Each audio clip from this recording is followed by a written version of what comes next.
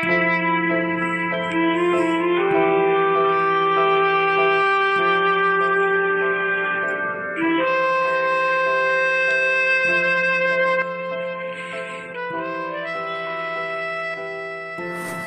দেরি করলে কেন? সেই কখন থেকে বসে আছি। কি করব বলুন ম্যাডাম, টিউশনি শেষ করে বাইরে তখন ঝুম বৃষ্টি। আমার জন্য তো আর গেটের বাইরে মার্সিডিজ দাঁড়িয়ে থাকে না যে ড্রাইভারের কুর্নিশ নিতে নিতে হুট করে ঢুকে পড়ব। তাই ঝুম বৃষ্টি মাথায় নিয়ে কাদা জল ভেঙে গরিবের গাড়ি মানে দুপায়ের উপর ভরসা করেই আসতে হয় আপনার আমন্ত্রণ রক্ষা করতে।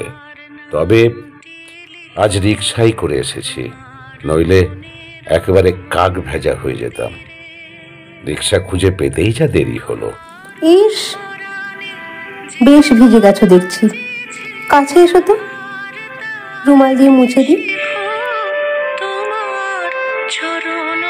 ওহো, আমি তো ভেবেছিলাম তোমার শাড়ির আঁচল দিয়ে মুছিয়ে দেবে।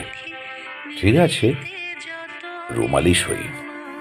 না মিস্টার, ওটা ভবিষ্যতের জন্য জমা থাকুক।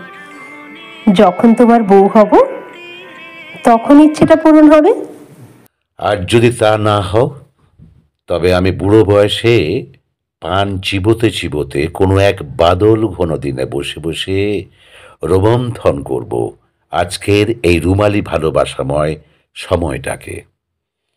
নাতিপুতিকে তখন প্রথম প্রেমিকা আর এই রুমালটার গল্প শোনাবো। প্লিজ এভাবে বলো না। কেন? আমি তোমাকে পাবো না? তুমি কি আমাকে চাও না? আমাকে ভালোবাসো না? উত্তরটা আসলে একটু কঠিন। তোমাকে চাই, আবার চাই না। ভালোবাসি, আবার বাসি না। হেয়ালি রাখো, আমি স্পষ্ট জানতে চাই। তবে শোনো,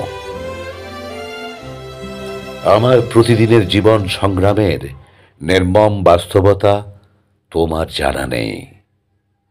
সেই জীবনে তুমি কখনো অভ্যস্ত হতে পারবেও না। তোমাকে একটা প্রশ্ন করি? হ্যাঁ করো। একটু আগে একটা টগের দোকানের ছাউনিতে গা বাঁচিয়ে রিক্সা খুঁজছিলাম। খুব শীত শীত লাগছিল। তখন চা খেয়েছিলাম ভাঙা কাপে, আর ধোয়া সেই কাপে লেগেছিল অনেক মেহনতি মানুষের ঠোঁটের ছোঁয়া। লেগেছিল থুতু, যা এখনো আমার ঠোঁটে লেগে আছে। তুমি কি পারবে সেই ঠোঁটে চুমু খেতে?